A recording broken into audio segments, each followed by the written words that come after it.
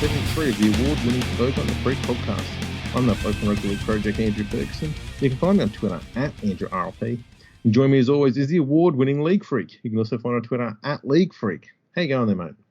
Going pretty good, award-winning co-host. It's been a while since our last podcast, but we've been saving up because there's a big season ahead and we've got lots to talk about.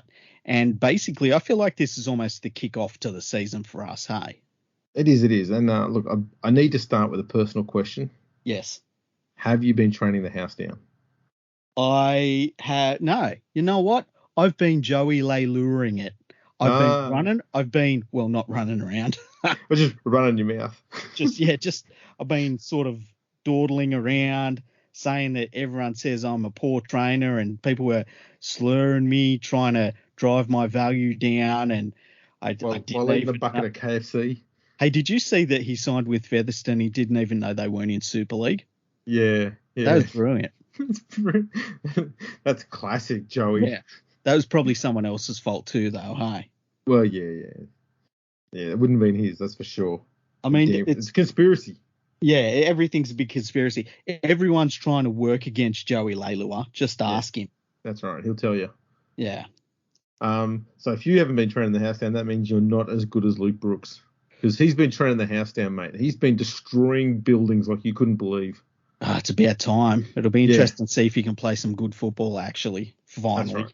So I think last year when he was unleashed, I think the chain was still a little bit entangled around his foot. I believe with the house falling down around him, it may have destroyed the entanglement that his foot was stuck in. And we might actually see him being completely unleashed and unencumbered by buildings, which could be great. You got to remember it's a new era at the West Tigers this year. A new era again. That's again, what I'm going to call it. The new era again.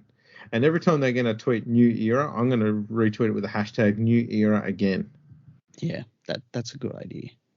I saw a tweet this week, and it was from the Rugby League World Cup account, Rugby League 2021 World Cup account, which makes sense. I mean, why would you change it to 2022? It was a great World Cup last year. Fantastic. Yeah, it was fantastic. And it said Rugby League World Cup is more than 61 games next year. That doesn't make sense, but anyway, thanks to the Created by program, the Farnley Falcons will be able to upgrade their changing rooms, social and kitchen spaces to support the club's growth beyond the final whistle of the 2021 World Cup. Now, it was accompanied with a video, and I watched this video, and I started getting sad watching it because it's these people that are saying, look, we run this club, we haven't had any money, we've moved from place to place, we haven't really had any sort of facilities at all to work with. It looks like they've got basic facilities like change rooms and that, and they're almost playing in like just a paddock. You know, it's not really set up too well, and they're getting money from the grants that come out of the World Cup. And so I tweeted something. I said, it is very sad to me that it has taken grant money from a one-off event to get this club money to meet their needs. This is funding the Rugby Football League should be providing clubs. Seems reasonable, right? I fully agree with that. Yeah. You know, how can you argue with that? The club itself responded. Ooh. Appreciate the sentiment, but maybe if International Rugby League was given a bigger priority, the governing body would be in a position to support grassroots clubs more readily. Ooh, someone's been drinking the Kool-Aid. I know. So the Farnley Falcons, the reason that they don't have any money. It's because Tonga's not playing Wales in New Zealand. Pretty much. Yeah, spot on. I was going to say too, when you were going through what you saw in the video, I was going to ask you, did you say Farnley Falcons or West Tigers? They have very similar plights, and my guess is for very similar reasons.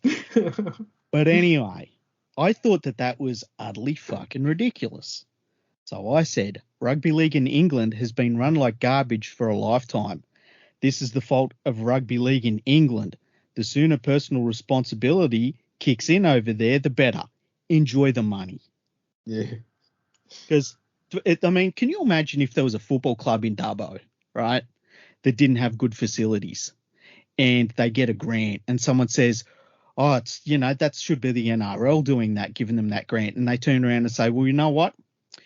It's because of International Rugby League not being played that Dubbo doesn't have better facilities. You would say, shut the fuck up, you idiots. Yes. And I really wanted to say that, but I'm trying to be a better person, That's your vow for 2022?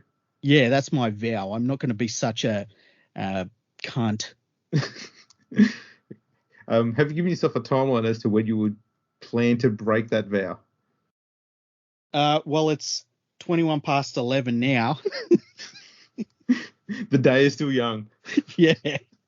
We'll see if I can get to the start of the year. I just thought it was fucking ridiculous. A fucking ridiculous thing today. It's you can't. It's just there's always someone else to blame. I mean, wouldn't this just be an extension of the attitude that comes from all English clubs? Do you reckon? They've got this impression that it's not the RFL's job to help look after clubs. For some reason, it's the rest of the world's responsibility. Look, I think that on some level there is that. It's there's a lot of selfishness in English rugby league. It's really weird. And instead of I don't understand how everyone isn't furious at the Rugby Football League and Super League, because they've been absolutely terrible at their jobs.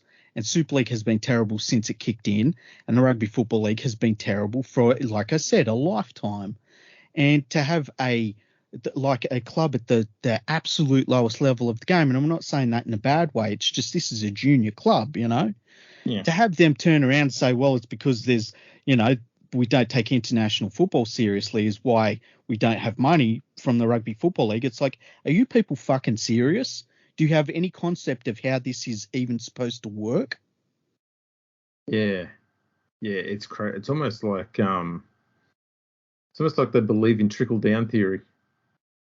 Yeah, I don't understand the mindset that is behind it, but I hope they enjoy the money. I hope that they now get the facilities to sell coffee and tea and pies and sausage rolls and whatever the fuck they're going to sell there. And hopefully when the World Cup is next in England, probably in fucking 8 years' time at this stage, 3. Hope they can squeeze some more money out of the fucking turnip. They'll find a way to take it off France yet. You watch. Yeah. I'm so fucking over some of those attitudes, hey? Fair enough too.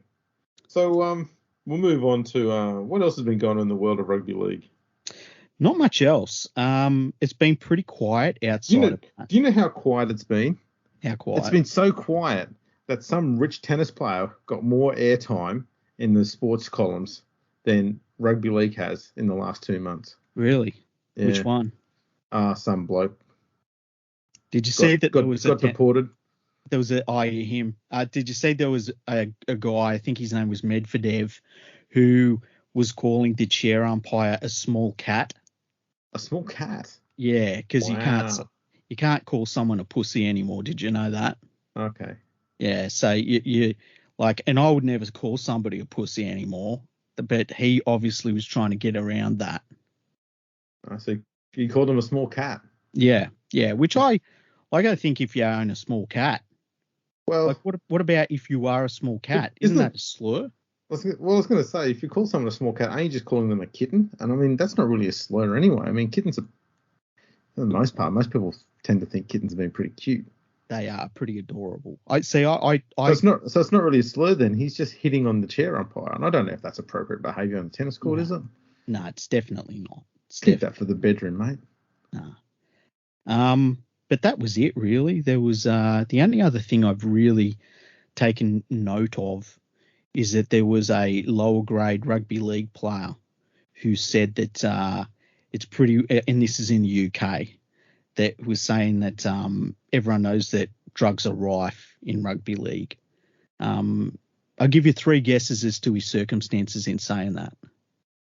Off contract, championship grade player, old. No. Okay.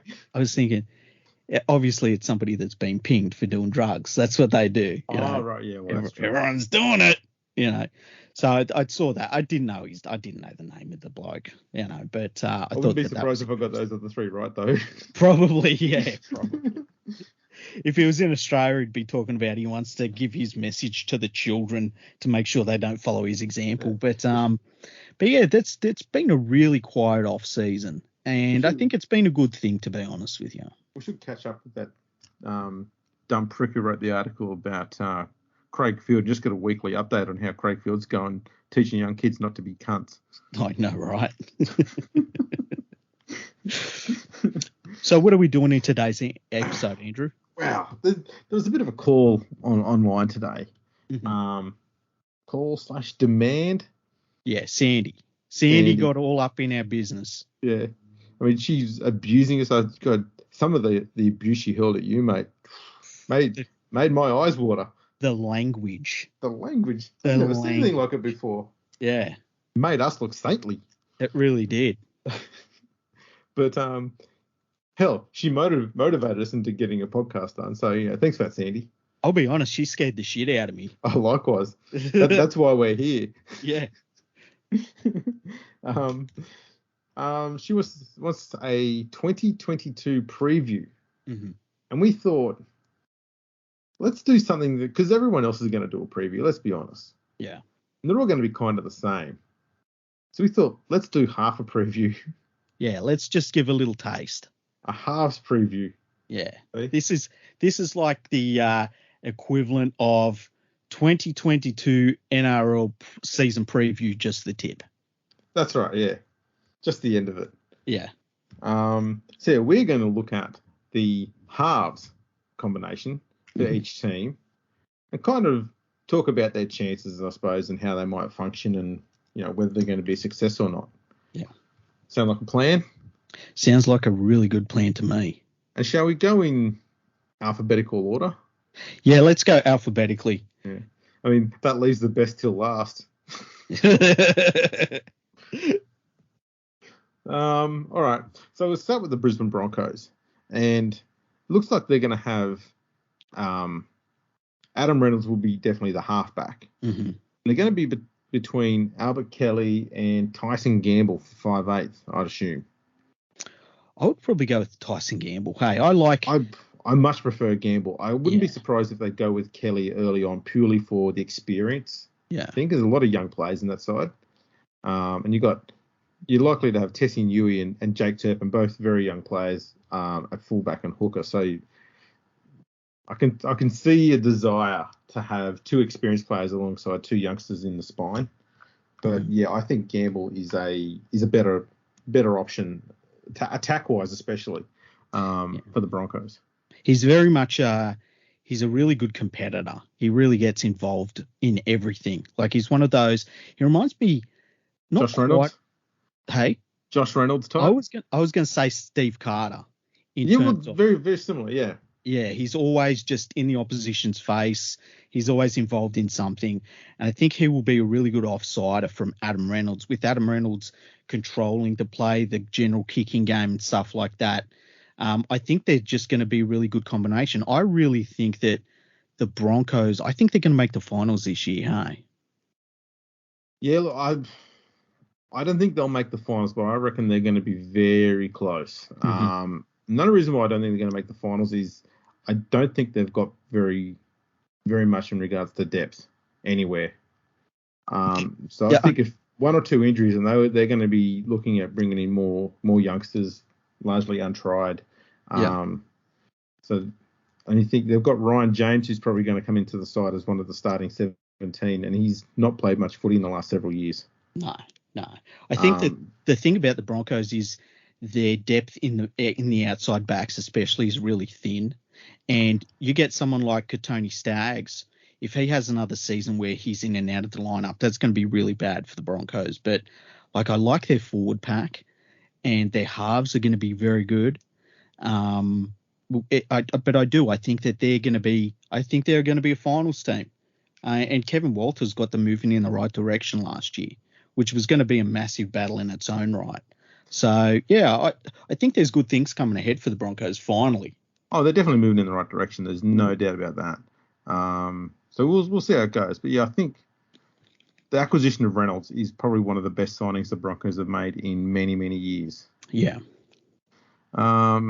Moving on to the Raiders. Jack Whiten and Jamal Fogarty. Man, I mean, if Whiten plays like he did last year, does it really matter? Well, I'm going to put to you a theory. I think the way Whiten played last year was trying to cover some shortcomings in George Williams' game. Mm-hmm. And that's not what Whiten does. He's not that sort of a player. Yeah. He's your ball running, link sort of player with a good enough sort of short kicking game. Kind of like when Wade Graham was 5'8". He's not a genuine playmaker, but he runs hard. He runs fucking amazing lines and has a good enough short passing game and short kicking game to get by as a 6. And I think too much of last season, he was trying to do too much of the general playmaking stuff as well. And he got caught out badly trying to do that. Having Fogarty there, he's a very good 7. I think he takes all that pressure off him. Yeah, he's very experienced too. He's one of those lower grade veteran players, Fogarty. And Williams last year, I mean, he had no playmaking at all. There was no playmaking whatsoever in him. So I can see that point of view. Look, it would be hard for Whiten to have a season as bad as he had last year. So you'd think that he'd turn it around. But, I mean, they're experienced, that's for sure. And, I don't think that they're a premiership winning halves combination, but they're a pretty solid one. Yeah, I can't see them doing worse than last year. Yeah. They've got a pretty solid lineup, like starting 17. Yeah. So I don't think they'll be too bad. Just injuries could hurt them a bit. They got hurt pretty badly last year by them. The other thing too is Ricky Stewart needs to get his side to play, as much as he may not like them, to play better with these new rules. Because last year he kind of was almost like he was rebelling against the rules and being constantly smashed out of the game just because of it. I consider the Canberra Raiders to be the NPCs of the NRL. So how you're playing a video game and you come across an NPC. Yeah. And they're part of a side quest. They'll interact with you and stuff like that. But when you finish the game, the NPC ain't the star of the show. That's true. The Canberra Raiders are just an NPC. That's all they are. Yeah, they're a side quest. It's just an add-on. Pretty much, yeah. Onto the Bulldogs. It's looking like their halves combination is going to be Matt Burton and Jake Averillo. Burton was looking like he was an out-and-out 6 until last year when he became a genuine centre. Yeah. And I don't know. It's almost like he's halfway between a genuine half and what Jack Whiten became. He's sort of this halfway area between the two. Yeah. I don't think it's going to be too bad of a thing, though.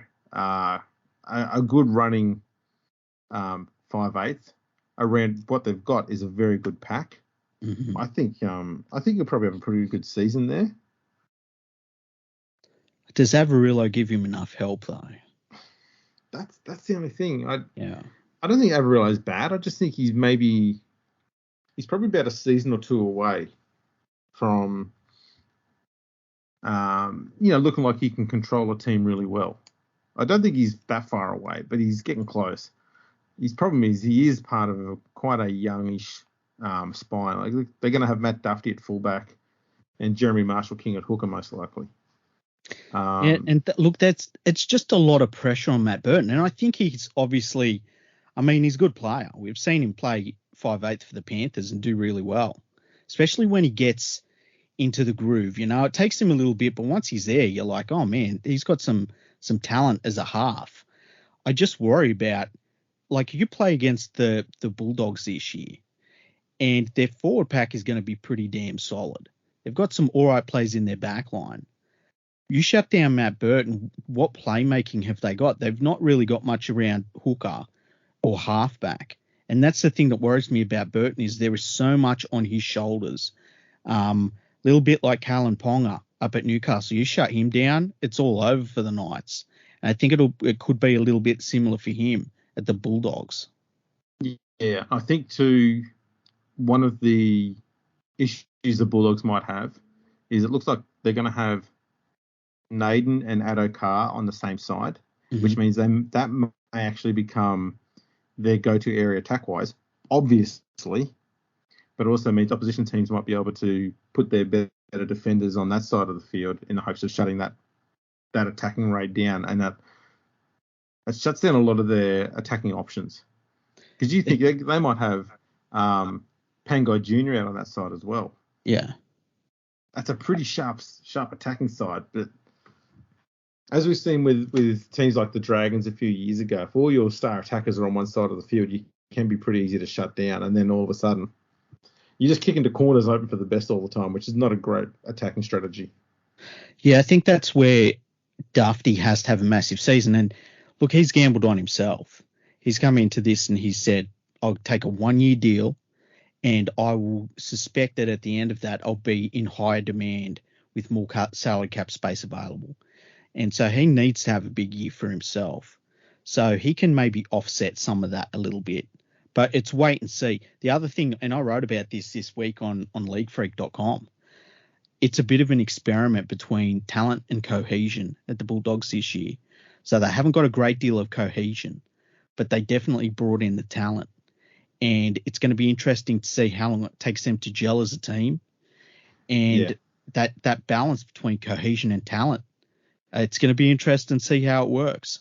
The other problem they're going to have is in the forwards with discipline. Because you're going to have Luke Thompson, Paul Vaughan, Tavita Pangai, and Jack Hetherington. All kind of loose cannons. Yeah. I think Tavita Pangai showed at Penrith, though, like, if he's in a good environment, he is rock solid. Like, for the Panthers, he was like a model citizen. Yes, but he's in a Trent Barrett environment. That could be a problem. Just put it out there. Yeah. The Sharks. Now, the interesting thing about the Sharks is they've got a few options they can play at halfback.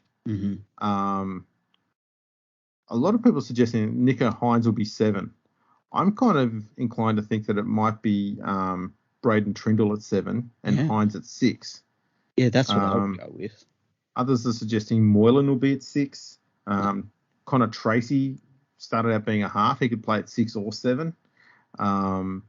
It's a good problem to have too many halves.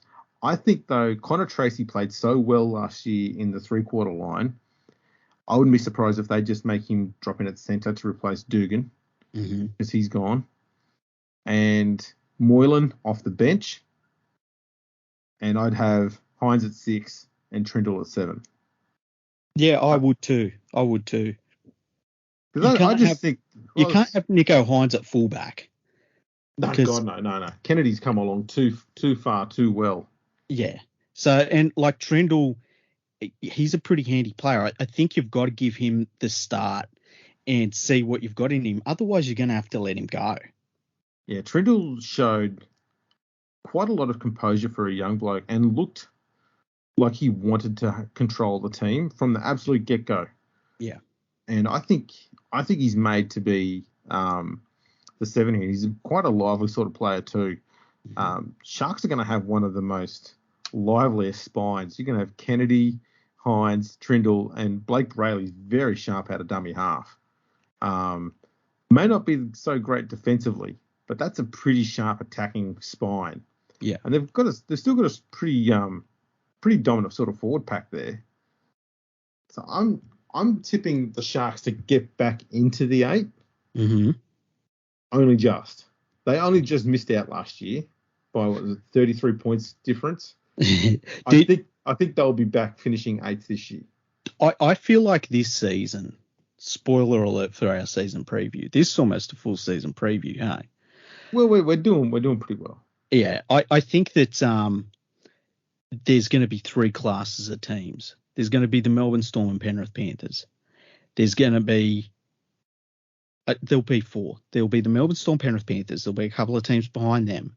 Then there's a big block in the middle that is going to could be mixed up by players that have to stay out with COVID, normal injuries, suspensions, state of origin call-ups. 6th to 10th place on the ladder? Yep. It may be even lower than that. And then the bottom three teams. And I think that middle group is very close to one another.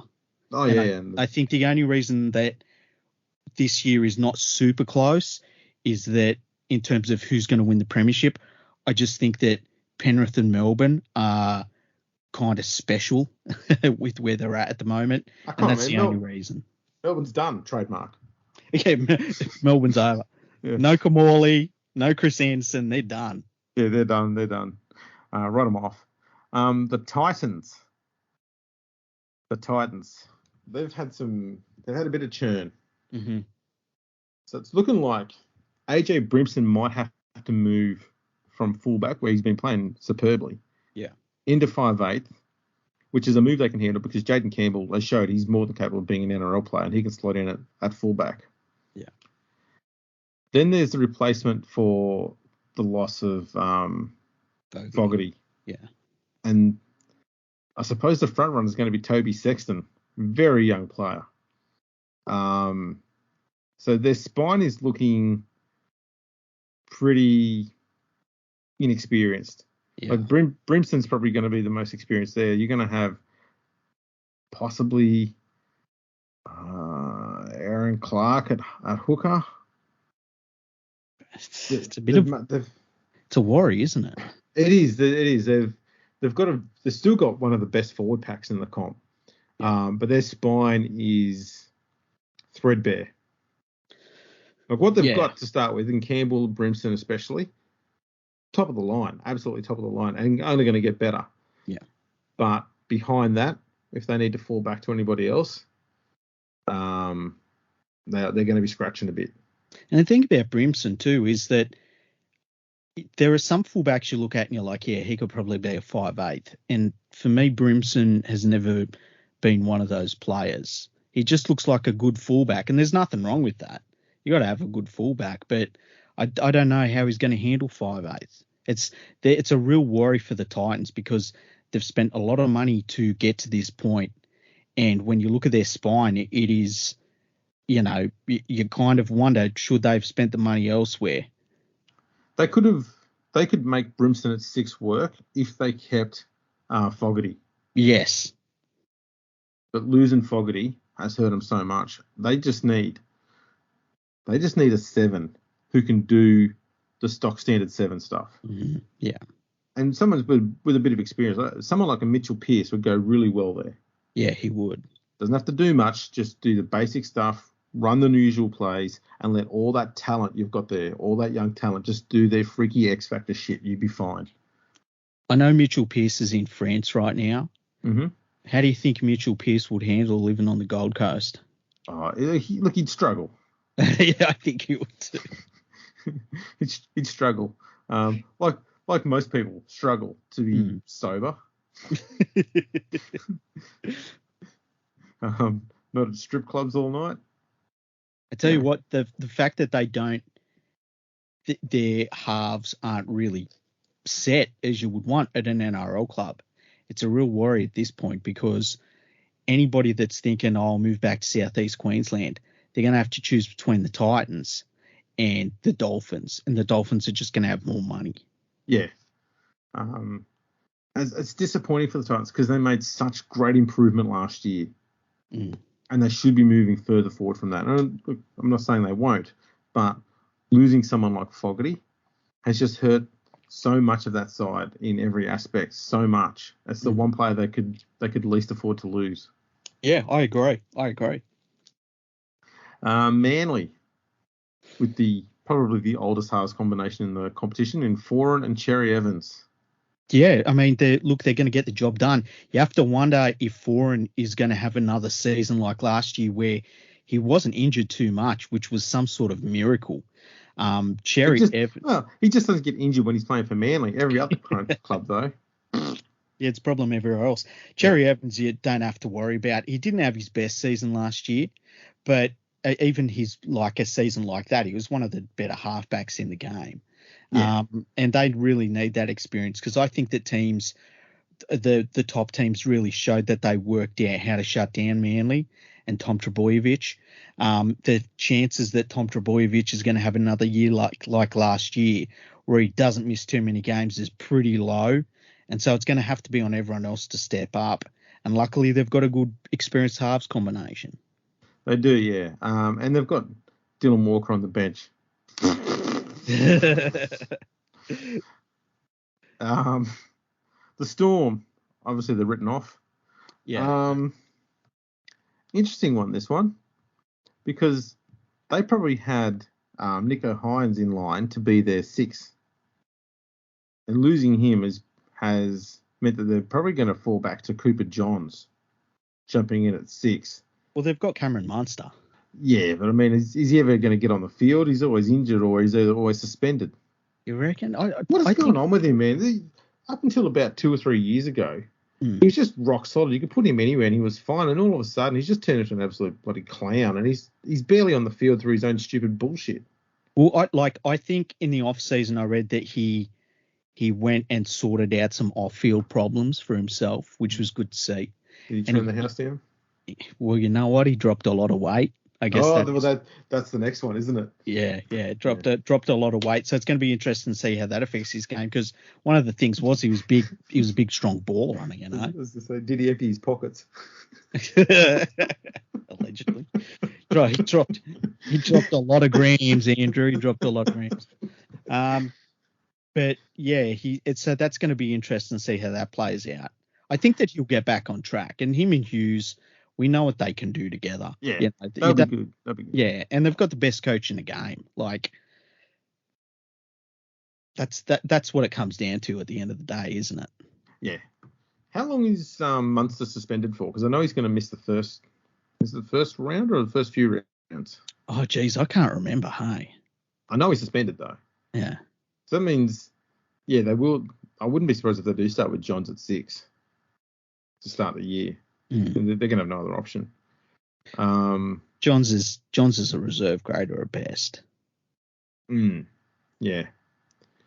That should be pretty good. The Knights. They're going to have probably Jake Clifford and Adam Clune as their halves. Is that the most uninspiring halves combination in the comp, you reckon, or have we yet to get there? I've never seen anything from Clune that's even interesting. No. But the only thing that gets me about Adam Clune is his last name sounds like a euphemism for vagina. But don't you reckon? I'd never thought of it that way, to be honest. Now you I thought it just sounded like someone very poorly pronouncing clown. Clown, Clune. Sounds like someone from Hull saying clown. Yeah. Yeah, Clune. Yeah. You dumb Clune. Look, I thought Clifford, when they brought him in, was pretty good. And he showed some signs. Thing is, he had Pearce doing a lot of the the bulk of the work in the halves. Yeah, but Pearce was in and out, and he checked out Mitchell Pearce, and there were some games towards the end of the year where you were like, he's detrimental to their performances. But do you think Clune is better than a checked out Mitchell Pearce? No. No, I'd rather have checked out Mitchell Pearce. That's the problem. That's the problem. So the other thing they might do is put Clifford at 7 and Kurt Mann at 6. It's not much more inspiring. Well, what if they put, I don't know if they'll do this, but see, Kalyn Ponga, there's a lot of talk he's going to end up at the Dolphins next year for their first year, and that's going to be hanging over the team. I think that the Newcastle Knights need to bite the bullet. Say, Kalyn, you're a 5'8" now. Playing him at fullback, he's getting bashed out of the game. And I know it's not great to have him in the front line, but I think it's better than having everyone just put the bomb up and come down and just belt him, every set. So I would have him at 5'8" and Clifford at halfback. Yeah, and you could put probably Gagai at fullback, who's a very strong ball runner. Great on kick returns. You could put Bradman Best there if you wanted to. Another great kick returner. Yeah. That would probably work a lot better. Yeah, and look, the Knights need to work out the now for Ponga, because I don't think long term you look at him and say, well, he's going to be a fullback for the rest of his career. He's definitely going to move into 5'8" at some point. It's got to be now for the Knights. They need to work out if he's worth the money. The Knights are on it, mate. They're trying to offer his dad a deal. The old. Do they know that there's some salary cap rules that are there? Mate, they've been talking to Justin Potato. It's all fine. Excellent. It will be good. The Warriors. Mm-hmm. Now, the Warriors could have a few halves options available to them, but I think at this stage they might look at having Harris DeVita and Sean Johnson as their startup halves. Yeah. Which I don't think would be too bad. Alternatively, Reece Walsh might slip in at 6. Harris DeVita to 7. They've got some decent options there. Mm-hmm. I don't know where they're going to put Reece Walsh. They might put him at fullback, perhaps, and dump Dylan Zelezniak out of the side altogether, or put him on the wing. They've got a few options there, though. It's not too bad for them. Yeah, I think Harris DeVita and Johnson, I think that they're fine. I mean, you'd have to start with them. Johnson's got the experience. It's going to be interesting to see how this part of his career is, because this is kind of towards the end of his career now. And, it's for an athletic player, it's a change. And some players can't handle that change from being, I was one of the best athletes on the ground, and now I have to use all the experience that I've got and knowing the timing of the game and all that sort of stuff. And some players can't do it. Benji Marshall was a great example of a player that did that. He went from being the best athlete on the ground to all of a sudden it was his playmaking skills and all that sort of thing that he used. And look, he would be one of the slower players on the ground, but he would use the timing of the game and what he'd learned through years of experience to know when to break through the line, things like that. Johnson's at that point of his career. And I think he showed that pretty well in his last 2 seasons at the Sharks. I agree. Getting quite a few try assists there and was playing some pretty sharp football. Yeah. So we'll see how that goes. I mean, that's probably the best halves combination that the Warriors have had for a bloody long time too. Oh, yeah, absolutely. Cowboys. I was asking before whether I thought the Knights halves combination was the most dismal looking one. Yeah. Cowboys have got Scott Drinkwater and Chad Townsend. Yeah, I think that this is the halves combination that you look up and you just go, I've got nothing for them. I don't even want to watch them play. That is so uninspiring. Yeah. And Chad Townsend's there on big money too. Yeah. The other crazy thing is Valentine Holmes has the ability as a fullback to chime in and at least throw a good ball or take the line on and score a try himself. And they've even moved him out of that role, and it looks like they're going to play him at centre and park him on one side of the field, which stunts the attack just that little bit more. Plus, the other thing Holmes had was very good kick returns. They've now lost that as well by putting him at centre. I'm going to be honest. This team, the Cowboys, is a mess. It really is, isn't it? And I get the feeling that they're going to try and push Taumalolo out of this team this year. Taumalolo's 28. And if any club was offered Taumalolo, including the Panthers, my advice is clear the decks. Move pretty much anyone you've got to move. Yeah. And get Taumalolo on board, because there's nothing to suggest he won't be one of these forwards that will play until at least he's 34 and still be good. He's an athletic freak. He's one of the all-time greats. And it's weird what they did with him last year. I would not be surprised if he gets permanently moved into the front row. Yeah, I think that will happen. So that they can then sub him out and not have him on the field for 80 minutes. Yeah. There's not much to look at that Cowboys side and get excited about, unfortunately. No. But talking about excitement, Parramatta. Oh, yeah. Dylan Brown and Mitchell Moses. Well, they've got the cohesion. They've got the cohesion. I'm going to ask you a question here in all seriousness. Okay. Are they chokers? I don't think they're chokers. I just think they're not good enough. There's a difference between being a choker and just not being good enough. I just think Parramatta's not good enough. I think some of their plays in this lineup are chokers. Reagan Campbell-Gillard's a choker.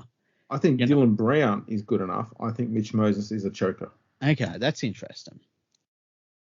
Has Dylan... We've seen it time and time again. At the start of the year, when there's not so much pressure on teams, Moses fucking carves up. Yeah. He's a world beater. And you get him at the end of the season, he's pedestrian. That's a good point. And it's happened several years now. But is that choking, or is that somebody that is being worn down over the course of a year? I put it down to choking, man. Okay. He gets easier and easier to shut down. His running game disappears. Mm-hmm. He refuses to run almost sometimes in games.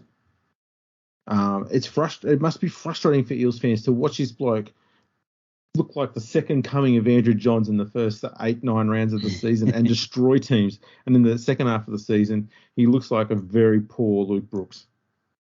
Yeah, look, the thing about them too is that, and like obviously as a Panthers fan, I look at who are the teams that you got to worry about and who are the ones that are going to really challenge her. And I remember it was probably a third or halfway through last year, I was not worried about Parramatta at all. I was like, we got their number. We'll shut them down completely. They're just not. They're not going to be in when it's time to be, at your best. And look, the game that we beat them in was close, but we beat them. Yeah. They still have a pretty good forward pack and good forward rotation. Yeah, but how many of those forwards do you really worry about outside of what's his name? The big fella. Nathan Brown? No. Junior Paulo. Junior Paulo, that's it. Outside of him, their forwards don't worry me. I think when they're in form, they've got a pretty uniquely skilled forward pack, and that's usually the forward packs that trouble teams. Campbell-Gillard's not the chunky, solid one. He's more of the rangy, tall sort of front row. Junior Paulo's got more of that size.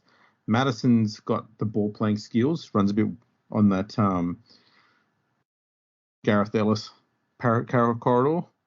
Papali just runs straight like a man possessed, kind of on the Luke Lewis sort of lines. Mm-hmm. Papali's good. Good.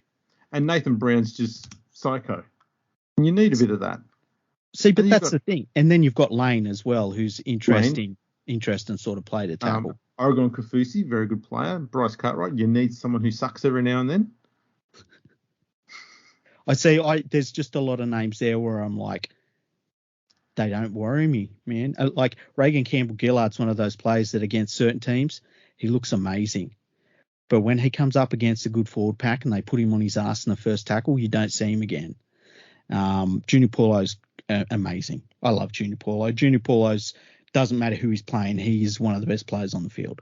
He destroys humans. Yeah. Papali, once again, great player. Really great player. Lane can be a bit hit and miss. Lane can be one of those players where like, oh man, they're getting him good ball out wide. If he's playing outside Dylan Brown, mm-hmm. he plays really well. Mm. And that's not me shitting on Mitch Moses there. Brown knows how to use his second rowers really well. Yeah. And Lane knows how to work with him really well. They just have a really good combination, those two. So if he can get out there and be on that side of the field, it works really well. I like watching that. They do some pretty unique stuff. The other one, Madison, I mean, I've seen him play some pretty good games, but they were never in big games. Or for Parramatta. Well, what can you say? Next, the Panthers. And I said it's Luai and Cleary. Well, I mean, we in a very close one, we said Nathan Cleary was the best player in the world last year. Yeah. But it was close. It was real close. It was close. But I think the thing that's going to help here is Luai did show some evolution in his game. Mm-hmm. It wasn't just all 100 miles an hour and try and make something happen every single play. He's starting to get a bit of consistency in his game, showing a bit more intelligence when he's got the ball, not trying to make every play a match-winning play. Yeah. Something he got guilty of a few times in 2020 and occasionally 2021. He's starting to get a lot smarter with the way he plays the game, and that's the big threat there. Cleary's always been very experienced for a young fella. You just get some of those players who are just an experienced head on their shoulders, even though they might only be 20 years old. Yeah. He's just been one of those kids. But Luai was always a bit of the loose cannon, but he's rectified that, and I think they're in for a big year. Yeah, and very good defender, Luai as well, especially towards the end of last year where he was starting to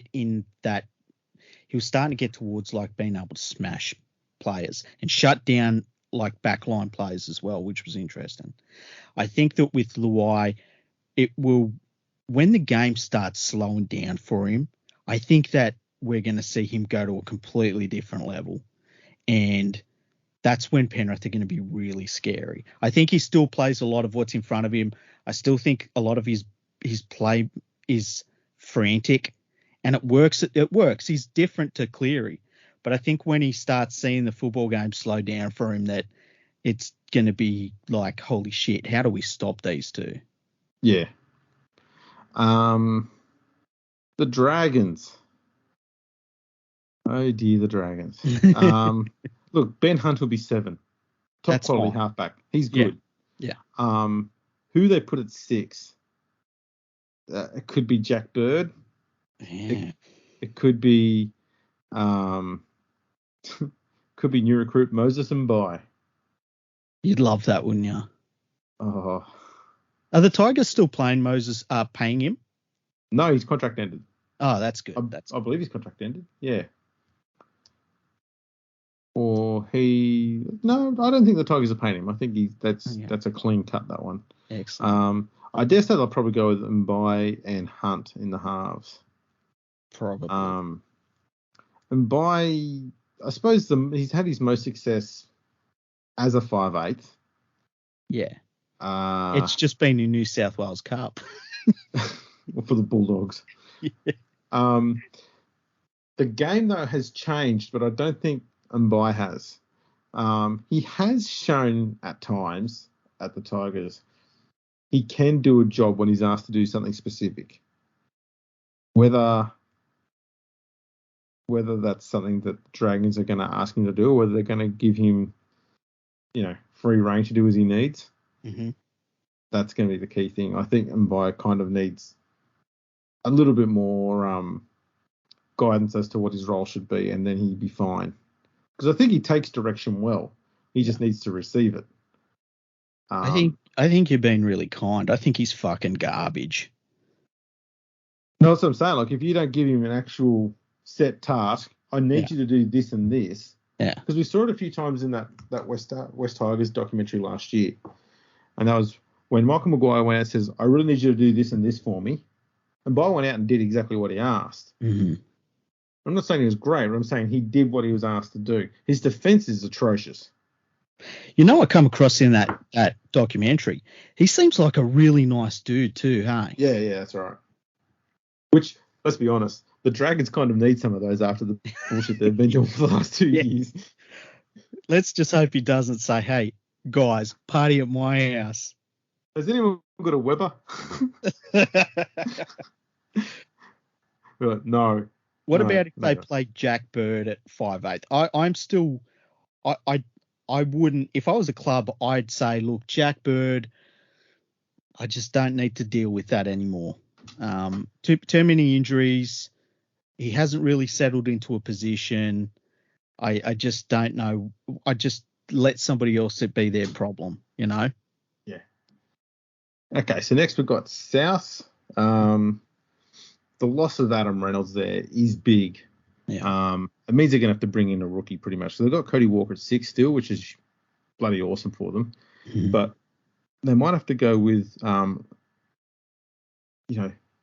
maybe moving Walker to the halfback and Latrell Mitchell to 5'8", or there's two rookies. You got Blake Taff. I hope I pronounced that correctly. Surname's spelled Taaffe. Or there's Lachlan Ilias. That's kind of where they're at, though. Yeah, I was surprised by that. That was the thing about Souths when they let Reynolds go. They didn't have somebody that was an obvious replacement for him. And the thing about Souths too is like Cody Walker, you kind of think of him as being younger than he is because he broke into first grade so late. So, and look, he's a magician. I wrote on my website this week, guy's a magician. You know, there's few players, there's few 5'8" in the game that can just win it like he can. But he can't play a lone hand. And it's kind of the similar thing with Burton at the Bulldogs. Like if you can just get lots of defence in front of Walker and just slow him down a bit, you're going to slow down Souths. I don't know if you move Mitchell to 5'8". I'm sure he could handle that positional move. He did it a fair few times at the Roosters in his last 2 years there. He can do it when he's got a genuinely good halfback next to him who's controlling it, because then he's just doing the Jack White type stuff, being that explosive ball runner. And, I mean, Latrell Mitchell is more explosive a ball runner than pretty much anybody else in the NRL. Yeah. He's pretty handy bloke to have running through the middle off the back of some forwards. It's, good luck stopping that. So it's probably, it could be the option they go with, but they're not strong options.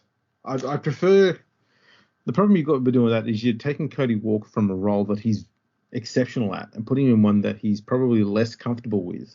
Yeah. In order to accommodate putting Latrell Mitchell in a position that he's reasonable at.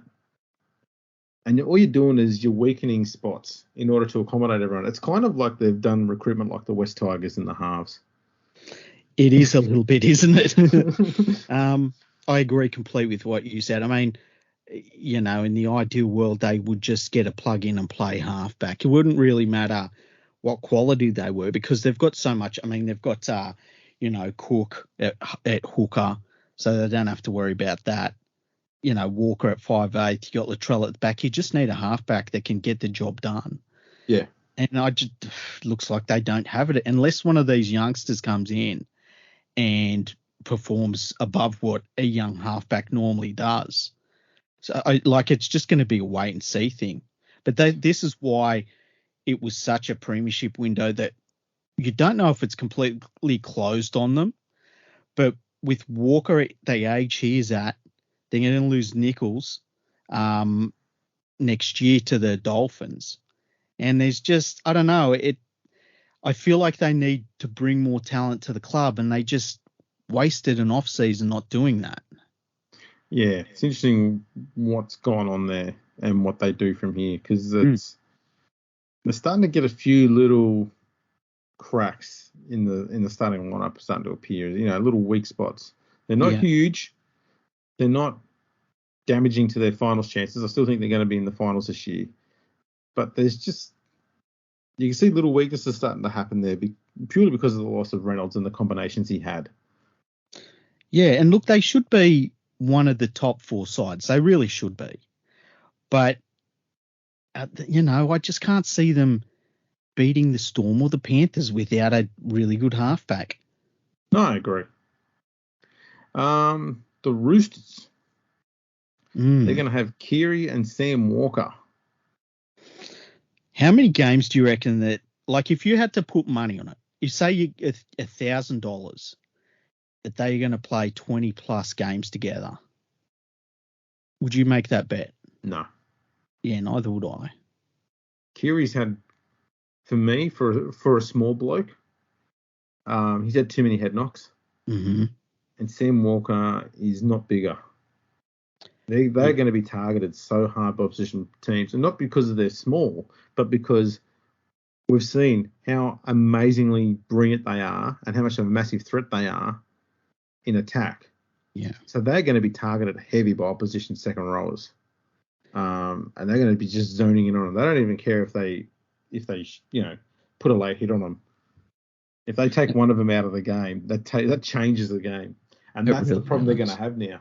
So players like Maria Hargraves and Torquiaho, their jobs are going to have to be to go out there and protect their halves all game long, which I'm sure they can do, but that's kind of been what they're going to have to do. Victor Radley as well is going to have to be in that area doing that sort of thing. Protect them in defence, protect them from being hit by opposition players. I wouldn't be surprised if we see the Roosters change the way they play the game a little bit in order to accommodate that. They've got some big backs. Yeah. Tupou, Momorowski, Manu, even young Joseph Suwali, James Tedesco. None of those guys are small. And you've got that big forward pack as well. It shouldn't be too much of a drama to hide two small halves. I mean, most teams are doing it all the time anyway. Yeah, I think that if Keary gets a head knock this year, he moves into that is it time to retire sort of area. No, I agree. And, the thing about Walker is he was very young, and it's the risk you run with having a young halfback once again is you throw him in the deep end, you throw a youngster in like that against, the giants that are NRL forwards. And you could just see he was bashed out of the game by the end of the season. Hang on. PVL brought the little man back into the game. Yeah. It's funny because you see a young bloke like that, and I've read reports he's put weight on, which is good over the off season because that'll protect him a little bit. But you're not. We talked about this before last season. There's very few players that can come into the NRL and handle the rigors of it without the right body type and without having been filled out. Now, I think Campbell was a good example of a young bloke that, I mean, man, he must have weighed 70-something kilos. Yeah, I've had bigger stakes. Yeah. And he handled it. But he did it as a fullback and he handled it all right. But someone like Walker, I mean, he just got bashed so much. And Keary is kind of in that same sort of realm. Keary's not a big dude. And if they play heaps of games together, they're going to be very good. But I just worried that they will. And I worry more about Keary than I do about Walker, weirdly enough. Both of them kind of remind me, physique-wise, definitely not skill-wise, of Jason Taylor when he played the game. Because Taylor was the only genuine playmaker that North Sydney had for a while there, he was targeted by opposition sides and he copped a lot of head knocks and he got absolutely belted. To the point that they had to start putting Billy Moore next to him all the time to protect him a little bit, try and scare off people from just running at him off the ball to throw him out of the game. Yeah. You only got to look at his nose to know how many times that got smashed and broken. I mean, I'm pretty sure the tip of it nearly touches his earlobe. But yeah, they kind of remind me a bit of that. So I'm hoping they play the season out because that'll be absolutely great for the game to actually have the Roosters with those two halves firing because they will join that top two of Melbourne and Penrith. Yeah, they should be top four at least. Even if one or both of those players plays a lot of games, they should be right up there. But I think the injuries once again are going to take their toll. Even with Radley, Radley started getting belted out of the game in a way, He's not a big forward, and I know he throws himself into everything, and I love watching him play. But eventually, the mind is willing, but the body is unable, and I think that's a problem that the Roosters have had. That's very true. And now we're to the final team. Okay, hit me with it. The West Tigers. So it probably goes without saying the West Tigers' best player of the last 2 years is Adam Doueihi. Yes. And undoubtedly a leader at the club for such a young bloke and their best half. Yes, he's best that he's played at the club, 5'8". Yep. So the club's made an announcement during the year that they are not moving on Luke Brooks in any way, shape or form, and they plan to have Luke Brooks retire at the club. Mm-hmm. They'll do everything they can to make sure that happens. How old's Luke Brooks still? He's what, 27? He's probably about 50. Who knows? I'm just thinking, that's a long commitment they've still given him. 26 or 27, yeah. Yeah. So that means, okay, they've decided Brooks is 7, which means Dewey's going to be 5/8, right? So then they're going to sign 5/8 Jackson Hastings. Very good player. But it means you've now taken your best 5/8 and moved him elsewhere. So now we're going to have to move him into the centres, which is fine. They got rid of James Roberts and they got rid of Joey. So they had space there. They signed Oliver Gildart, Test centre for England. Yep. So that means they only had one other centre spot available. And they went and signed Stafford Toa from the Knights. Yeah. Who's an out-and-out centre. Yes. You might be able to play on the wing. But, I mean, you've got David Nofaluma and Ken Momolo as well there. So they're going to be your wingers because they can't play at centre. But they could play him at third centre, couldn't they? Well, this is the thing. The other position that Dewey can play is fullback. And when you've got someone like Dane Laurie, who's absolutely killing it there last year before he got injured, they've now pushed Dewey out of the team without even realising it. Your best attacking player, your biggest attacking threat, and you push him out of the team. You fucking peanuts. The only thing that saved him is the fact that he's probably going to miss the first half of the year due to a knee injury. But what are they going to do when he comes back? They didn't sign these blokes for 6-month deals. They've signed them all on 3-4 year deals. Yeah, it makes no sense. It goes back to the the West Tigers pioneered positionless football in the early 2000s, and I think maybe they're looking to get back to their heyday. Well, I mean, it makes sense with the new era. They've gone and got Tim Sheens back. Yep. The new era again. I think their best halves pairing would be Dewey and Hastings. Dewey at 6, Hastings at 7. Yeah. But they're probably going to go with Brooks and Hastings, or Hastings and Brooks. Mm-hmm. And Dewey at centre. I know what Brooks gives me.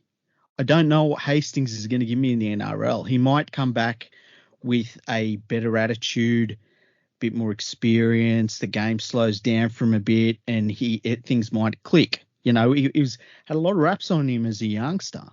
Oh, look, the first 2 points you made definitely happened. He's definitely a lot more mature. He's definitely got the right attitude. Absolute givens. The other stuff, though, remains to be seen. Yeah, and that's a bit. I want to see that, because I know what Brooks is going to give me. Like, everyone knows what Brooks is going to give the West Tigers, and it's not enough. So let's see what Jackson Hastings can do. It might be worse, but at least then you know. Yeah. But we also know what Dewey gives us, and that is attack. He knows how to attack. He knows how to take the line on. He can run on both sides of the field. Mm-hmm. Good kicking game. And one of those blokes who leads by example. And that's the bloke who should be captain of the club. That's who they'll probably make captain very, very soon. But what they've done here, it makes zero sense. Like, they're going to have to put either Hastings or Dewey on the bench. But I don't know that you spend the money you do on Hastings or Dewey and put them on the bench. That just seems nonsense. Yeah, it'd be crazy. I don't know. The only other option is they move someone of that lot to hooker, because I think the Tigers have decided they're not going to extend Jacob Little. Yeah. So that means 9's available. But I don't want my Ferraris out there trying to play our field. I don't know. I don't know if Hastings would make a good hooker. I feel like Brooks wouldn't. Could you play Dewey at lock? I don't know. No, that's the thing. The Tigers are pretty well covered for lock. I mean, they signed Tyrone Peachey. Yeah, but that they've got Alex Twal. They've got Joe Offengawi. They're good. They're good for lock. The thing is, though, their forward pack overall was so soft, and like everyone ran through them last year. Yeah. So there's no one in that forward pack that I'm willing to say, well, that's their position. I think they're all up for being moved around. I know you got Luciano Lailua. He's still very good, and you got he's on his way to North Queensland at the end of the year too. I know, but I mean, he was at least an attacking threat. He's not like his brother. Yeah. And Utika Mano, I mean, brought in to, sit around and watch the Blues play. And he actually was very strong at the end of the season. But, yeah, I get your point about most of the rest.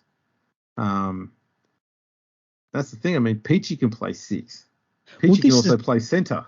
But here's the thing. Why did they sign Peachy? I don't know. Like, what did you look at? I wrote this during the week. You look at the West Tigers, and did you ever think, you know what they need? They need a utility player that's really good off the bench. They've got shit tons of them. Yeah, what the fuck are they doing? Most of the team is utility players. Yeah. What they needed was an out-and-out halfback. Yes. All they needed. Everything else would have been fine if they just had a straight-up halfback, even if it meant you move Brooks to 5'8", because I think he'd be fine at 5'8", with a proper halfback next to him to show him how things are done, and a young halfback, not Benji Marshall, because Benji wasn't there to teach Luke Brooks how to play the game. Benji was there to plug a gap. Yeah. And he did that far better than anyone expected him to. But yeah, just weird signings. So, look, Brooks... Not bad signings, but just not good in the sense of what the team needed. Weird as shit. Yeah, it'd be like the Panthers going and signing a halfback. Like, what the fuck are they doing? Yeah, but not Brooks, any halfback. They go and sign, like, Jerome Hughes. Yeah. Like, what are you doing? You've got Brooks, you've got Hastings, and you've got Dewey. Which one of those 3 players do you think will move out of the club first? If they're smart, they move on Brooks. Yes, I agree. Okay, and I'm not someone who's a massive Luke Brooks basher. I think people who've listened to this enough know that I've not sat there and blamed everything on Brooks, because he's not the full reason for what's gone on at the club. The problem is, when you've been around a club for so long and only tasted defeat, the best thing for both the club and the player is to part ways and try something different. Mm-hmm. Because if you keep doing what you've always done, you'll always get what you've always got. And that's where the Tigers are at the moment. They've decided they're going to put all their eggs in the Luke Brooks basket. It means they're going to continually finish doing what they're doing all the time, no matter who they bring into the club, until he quits. Because that's just where they are. Luke Brooks is comfortable. You can't have comfortable as your playmaker. Not at all. And the thing is, too, like, there are certain players you commit to mostly because you hope they commit back, So I think of somebody like a Nathan Cleary. You commit big money to him, or a Jason Taumalolo, in the hope that he never starts looking for greener pastures. You don't commit to someone like Luke Brooks, who's like, Look, he had the potential early on. Problem is, he never got paired with the right coach and the right 5'8" at the same time. Yeah. He got paired with Mitch Moses, and essentially, Moses and Brooks were both fighting for the same position. Yeah. Neither of them were a 5'8". They were both wanted to be a halfback. And so whenever they're on the field, we were playing essentially right side halfback, left side halfback, which is stupid. I know a lot of people still say that still exists in the game, and to an extent it kind of does. But when you look at the way a lot of teams play now, they're transitioning away from that system now. We're going back to having a strong ball running 6 and a genuine playmaker at 7. Yeah. A lot of the best clubs are doing that. And yet some of the poorer teams are still running this, well, we've got to have 2 playmakers options. And going, no, you don't. Yeah. You need what you need to have. And every club that's won a premiership in the last decade will show you need uniquely talented players across the field. You don't want lots of people doing the same thing across the field. Mm-hmm. You look at the back rows for Penrith last year. They're not the same types of players. No. The same goes for the Roosters when they won. The same goes for the Storm, Melbourne, even the Sharks in 2016. Mm-hmm. Their second rows are 2 different bodies. That's what you've got to have. You need to have different shaped bodies everywhere and different skill sets all over the park, because they're hard to shut down. You can't use the same defensive structure against them all the time, because it's not going to work. That's what makes people like Wade Graham so hard to deal with. You don't know what he's going to bring you. He's got so many different talents and skills. He's hard to shut down. And you get different players like that across the field in different areas that are all like that, popping up everywhere with those different skills. Latrell Mitchell's another great example. A weird one is Bromwich down in Melbourne, who exactly, he gets the ball out wide, and all of a sudden he's playing like the biggest 5'8" that's ever played the game. Yeah. Isaiah Yeo at Penrith, he's another one that does something similar like that. He's an awkward thing. And I mean that in the bestest intentions, mate, because you look at him and you go, he looks like he would be the easiest player to defend against, and he just isn't. He looks like a friggin' accountant that should be playing sea level. And he gets the ball, and he's got that footwork. He's got a little bit of playmaking about him. He knows to bring the defense up towards him and, get a nice offload. And, he causes problems for defenses. He's like our biggest secret weapon, and he's right there in the middle of the field. And you look at a team like the West Tigers, and, there's just none of that. I don't know what their plan is. And I think the problem is they don't have a plan. I just think that now that it's a new era and they've got a blueprint that's all put into a computer for their center of excellence, it's all going to be fine. Yeah. They also have a new logo too. Yeah, they took the scratchy claws off. The claws, yeah. Now the Tigers have no claws. No claws. Oh shit. I mean, apt. Yeah, it kind of is. I nailed that. We'll give them that much. I think I mentioned this in another episode. They revealed that their centre of excellence. They revealed what it looks like. Yeah, but it was entirely a computer model. I haven't built the thing yet. Yeah, they haven't got it yet. They've we had a listener actually send us via the Fergo and The Freak Facebook page some pictures of the groundwork that's been done on their centre of excellence. I think that was about 4 months ago now, something like that. Yeah, they've turned the soil. They turned the soil, yeah. At least the ground wasn't sour like it is at Manly. That's true. I've actually seen pictures of Manly's the new ground, the work that they were doing at the end of the ground. It actually looks pretty good, hey? I mean, it can look as good as it wants, but it's still going to have asbestos in it. Yeah. You get thyroid cancer if you sit in the seat for too long, but still. But hey, the view will be good. Can you imagine they're going to be like the fucking, like Ukraine? You know how they've got all of a sudden they've got all these athletes that are 5'7" and above. Has nothing to do with Chernobyl, but anyway. Nothing at all. So yeah, that's it. We've had that's our half preview. Well, that's I think we've done pretty well there. Yeah. It's pretty interesting. Solid. I think that there's some teams aren't in the race this year at all. But there's going to be a really good battle in the middle of the pack, and I think we could see some really interesting results by season's end. Yeah, I think there's teams out there who know they don't have a strong forward pack, halves pairing, and they've built a team, especially a forwards pack, around that. Yeah, which will help. And there are other teams who are just fucking guessing. Yeah, I agree, and I think that there's a clear top. I reckon there's 5 teams when I think about it, but then I think that you can fall out of that. There's a couple of the teams that could fall out of that really quickly if injuries or just suspensions hit them. I could see them falling out of it. Not falling out of the finals, but just not being a real contender.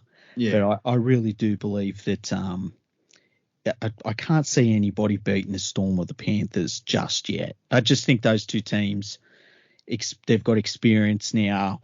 Their forward packs are very good. They both lost a little bit of talent in the off season, but they're also two teams where they can play a youngster, and by the end of the year that they're in the test team, or they're in somebody's test team, and all their key positions are sort of set. I'd say the only issue between the top two is the Storm need Munster to turn up with his head screwed on. Mm-hmm. And get all that stupid shit out of his game. And I'm not talking about the off-field stuff. Yeah. I'm talking about some of the dumb shit he does on the field that, he gets suspended for and gets sin bin for. He needs to get rid of that garbage. You can still be an aggressive player without going around kicking people while they're in the play, the brawl and stuff like that. That's not tough. That's just stupid. True. And the other thing is too, like,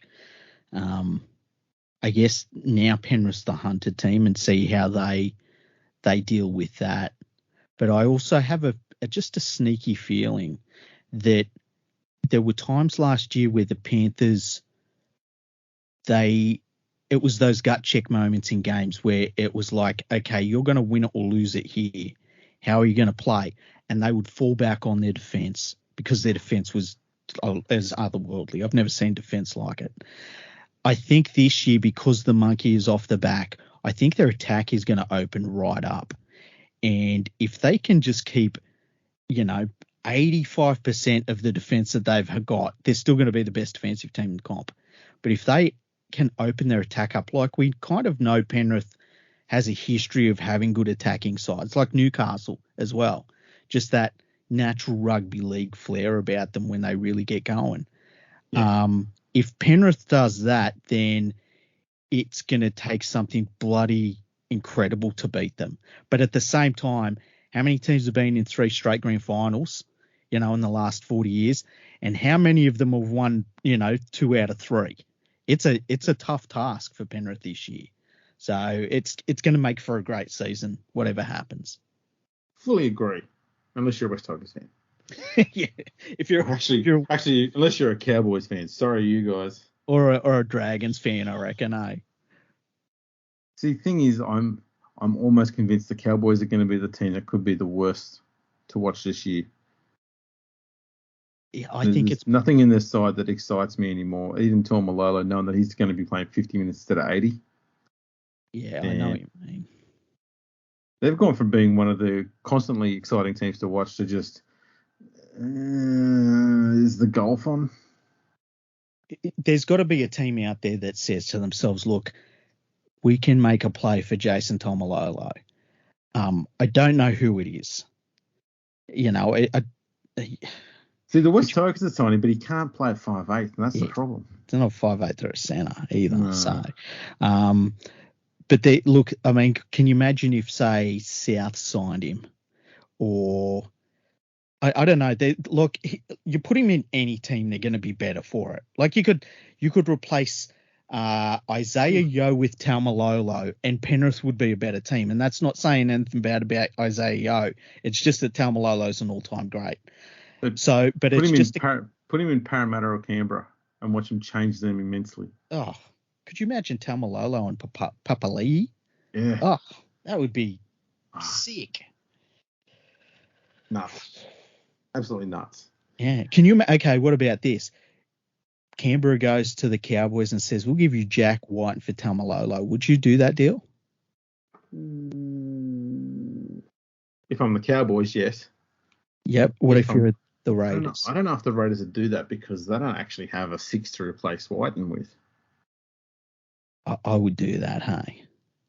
I would do that. I'd be like, I get this guy, I've got one of the best front rows in the game, and then I've got one of the best lock forwards of all time, and I'll find a 5'8". Someone will want to play in this team. I'll get Adam Dewey when he gets sick of the bullshit in fucking May. Pick Dewey up for a packet of chips. Yeah. That's a guy who, in my opinion, he doesn't do it for the big cash. He's just an absolute competitor. You just get some of those players like that. Yeah. And he'd play for anything. Imagine if the Manly Seagulls got Taumalolo. Ooh. Changes. They all of a sudden they become a contender. Yeah. I just think that there's so many teams that if they got a whisper that Jason Taumalolo would be interested, you fucking tell his agent, I will clear the decks. I will break the salary cap this year. I'd love to see him go to the Warriors, actually. The only problem is he'd have to move to New Zealand eventually. And it's an upgrade on North Queensland. Oh, you reckon? Although I'll be honest, I was up there and I literally drove around Townsville. So I know in New Zealand they feel like when they go back to New Zealand and Reece Walsh comes off contract, he's gone.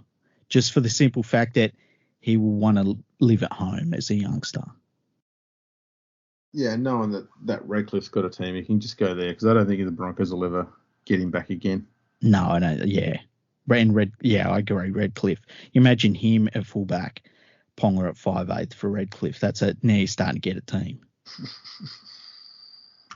That is spicy. Yeah.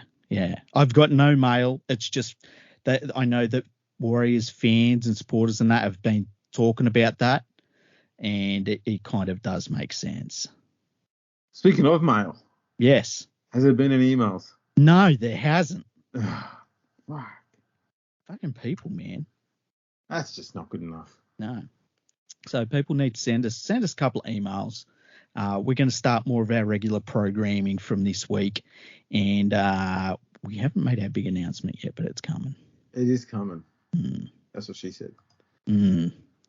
So the Walters have pulled that one out. That's what she said. So where can people find us, Andrew? In a shed. Mm-hmm. No. We're on Twitter and Instagram at Fergo Freak Pod. We're on YouTube, Facebook, LinkedIn, MySpace. So check us out on all of those. Make sure you give us a like, subscribe, all that sort of gear. We'd really like it too if you all got more involved with the Facebook account. Just get over there and like everything and just press play on the videos. Just let them play through. That sort of stuff. Mm. You've got nothing better to do. So just do that. That'd be fantastic. Yeah, your lives are fucking shit, apparently, according to Andrew. Oh, shit. Well, I don't hear you arguing with me. No, see, I think our listeners have wonderful and extraordinary lives, and by extension, it enriches our lives as well. Sure, that's not what you said off air. Fuck you. Oh, shit. When did I start doing your shit? I know. What the hell? I'm supposed to be the bastard one here, not you. Yeah. See, I made a vow at the start of the year to be more of a prick. Oh, man. We're just yin and yang. We really are. It doesn't matter what happens. Imagine if you just ended up being a complete bastard by like, the end of next year or something. Just nailing it too. Yeah. I'm pretty sure I can do that pretty comfortably. I just find it more time consuming.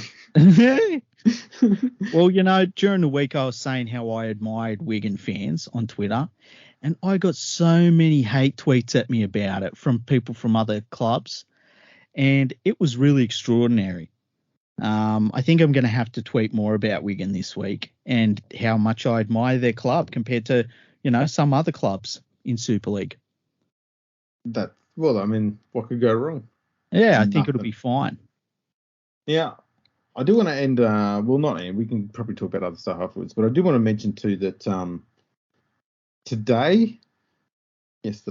yesterday, when you listen to this, England lost one of their great Test wingers of the past, in Des Drummond. Mm-hmm. I didn't get to see him play because the best part of his career was when I was only knee-high to a grasshopper. But he came from Jamaica to England when he was a little kid. And played very long career. I think he might have played almost 20 seasons, if not slightly more than that, in England. Played over 20 tests for the Poms. Very fast sprinter. In fact, I think it was in 1984, he did a 100-meter sprint, and his time was so good it would have qualified him for the English Olympic team. Oh wow! Yeah. Absolute freak. He was Martin O'Fire before Martin O'Fire come along. That's what we're talking about essentially. Yeah. Not the prolific try scoring freak that O'Fire was, because he's almost unrivaled in that space. But similar sort of personality, absolute blistering speed, and great human all around. So absolute sad loss to the rugby league world there. He was so young too. I think he was 63. Yeah. But yeah, fantastic player. And so the big shame too out of that, not just because he's passed away, but it would have been fantastic for him to see Jamaica playing in the World Cup. Yeah. That would have been absolutely amazing. So that's a real shame too. But that bit of sad news there. Yeah, I saw people speaking about him. I'm like you. He was just a little bit before my time, and saw a lot of people talking about what he meant to the game, and really well loved, it seemed like. And so yeah, it was very sad to hear that news. Yeah. anything else we can chat about? Actually, I know there is one more thing I would like to mention. Mm-hmm. The Rugby League Project yearbook. Yes. Is very near completion. Yep. When I say very near, it's going to get released this week. Oh, do we know what day yet? One that ends with Y. Okay. Yes. It'll be before the weekend. Okay. Yeah. So keep your eyes and ears peeled on that. It will appear on the Rugby League Project website. Mm-hmm. There'll be a link to it in our Patreon account. We'll put the link there first before it goes anywhere else. You'll be able to see it. If you're a Patreon, you'll see it first before anybody else. So where can people sign up to be a Patreon to get the first chance to read it? At patreon.com/RL Project. Excellent. And all you got to do is make a small donation there per month from as little as $1 a month, and you'll get to see that. See what we've been working on for the last 2.5 months, mm-hmm.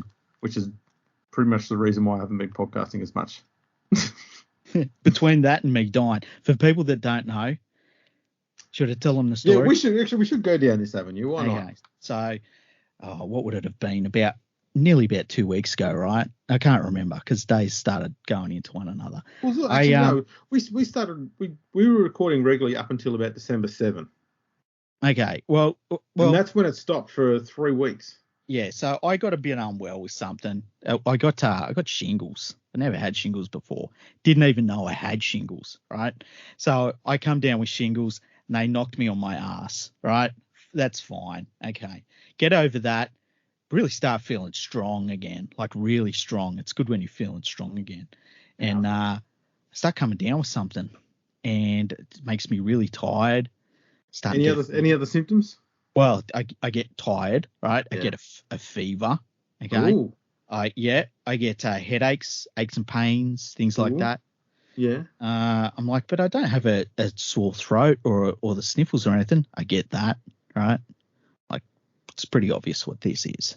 Oh, yeah. So I go and get the test. I don't have COVID. You fucking what? So when COVID started back in 2020, I got normal ass influenza, didn't get COVID. And now I don't even know what I had because I was so certain I had COVID.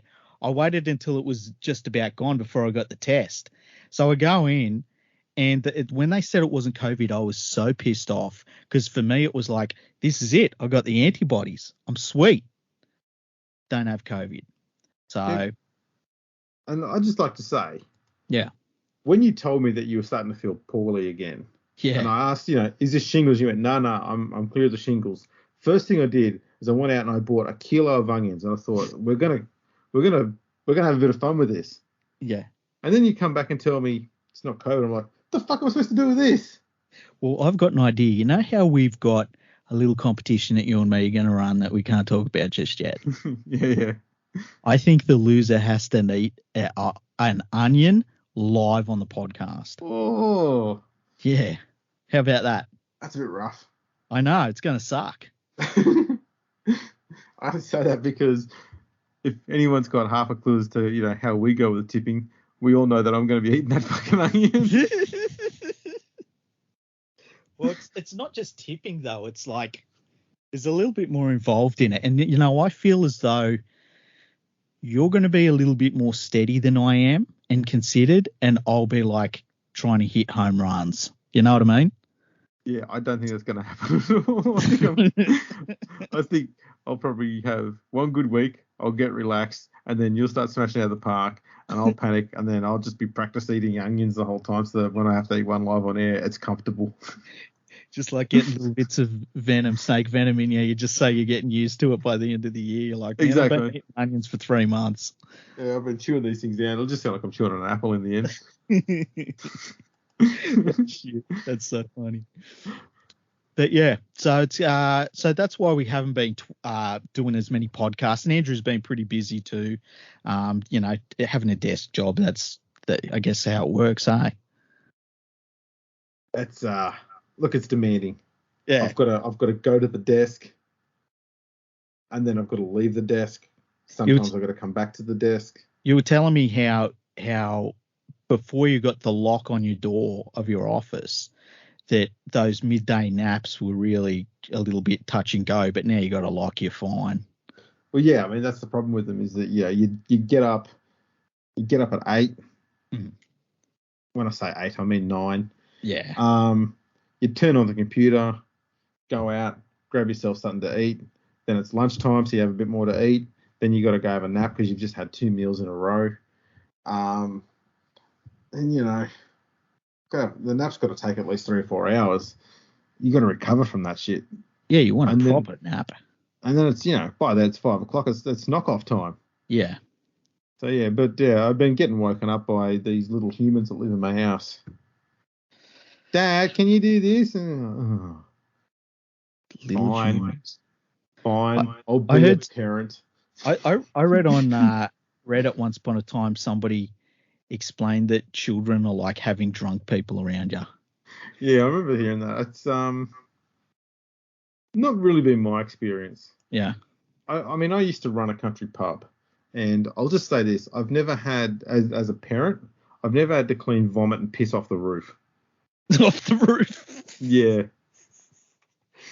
Oh shit. I've never had to unchain someone from a toilet as a parent. It reminds me of like when I was listening to a restaurateur who talked, and they were talking about the worst part of running their restaurant was the toilets, and people would say like, the men's toilets must be bad, and they'd be like, no, the women's toilets are like, it's like some sort of war zone. Like you don't even know what the fuck you don't see in there, but when you see it, you want to unsee it. That reminds me of that. I don't know why. Yeah, the women's toilet it's a visual disaster. A visual disaster. The men's toilets, you can smell what you're walking into, and it's not good. I wouldn't preference one over the other though. They're all horrible. Look, the thing I don't understand is like, how does piss end up when you first walk in? How is there piss there? In the men's toilet? Yeah, like what the fuck? It's an interesting thing. This is, men designed toilets. Yes. And obviously went, that huge space is obviously too small for that tiny stream because we keep missing it. Yeah. So how's about we just create a function where all you got to do is stand up and piss on a wall? Yes. And all they do when you create that is they piss on the floor. You're like, for fuck's sake. Yeah. Yeah. So what we come up with then was just lots of small tiles and a drain on the floor. So fine, you know what? You win. The next thing you know, pisses on the floor, on the roof. Like, I don't know. People drinking their own piss and that sort of stuff. I mean, what do you do? Yeah, every town has a Todd Carney. That's right. It's almost like anyone who's armed with a penis is just defying what system is put in place for you to extrapolate your urine from. That's right. We do whatever we want. It's just everywhere. Oh man, how do we Can't get do so anything. far off track? I don't know. It's a common thing. Yeah. People needed that, I think, at the end of the week. They need to hear us talk about urinals. They probably do. So, thanks everyone for listening. Tell your friends to follow us. Tell your friends to subscribe. Leave likes, comments on all the outlets. Give us a review. Follow us on Spotify. We'd like to get a few more followers on Spotify now that Neil Young's gone. And so, just Neil Young's gone. What happened there? Oh, Neil Young, you know how Joe Rogan signed a $100 million deal with Spotify? Yeah. And he's had all of these doctors and stuff on his podcast. And some people don't like what some of these doctors have said. And so Neil Young said to Spotify they have to choose between Neil Young and Joe Rogan's podcast. And so Spotify chose Joe Rogan's podcast. Well, yeah, I mean, they spent $1 million or $100 million on that. $100 million, yeah. So it's we similarly went to Spotify and said, listen, if you get rid of Joe Rogan, we're gone. So they kept Joe Rogan. So yeah, let's be honest, that was the casting vote in this whole thing. I like to think so.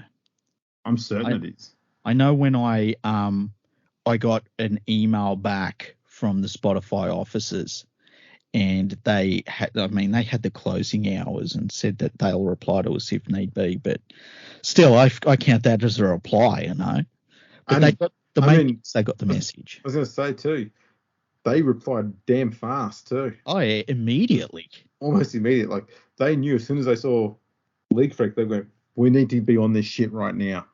Yeah, and it was a French person, automated message. So, yeah. He's a good bloke. I've seen some of his work before. Yeah, I get a lot of emails from automated massage. Yeah, no, he's very good. He's very good. So yeah, that was good. We've got a bit of sway in the Spotify community. So yeah. Hell yeah. Yeah, we're important. I don't want to go on about it, but we're pretty fucking big deals. We're kind of a big deal, yeah. Well, yeah, we are the big deal. I mean, if it wasn't for us, Spotify wouldn't have the size and volume that it does in order to offer people like Joe Rogan $100 million a year. Exactly. We bring in the names and the money. Yeah. Maybe one day Spotify can give us some of that fucking money. That would be nice. No, they can keep it. They need it more than we do. Fair enough. All right, let's wrap this sucker up. Let's put it to bed. Yeah. Thanks for tuning in, everyone. I've already given you all the links to follow us on, so, rewind to listen to that shit. I'm not going to say it again. Who's lazy here? Thanks for tuning in, and we'll be talking a bit more regularly from this point on. So make sure you keep your eyeballs peeled, because we're going to be putting up some more podcasts very soon. Enjoy. Hooroo.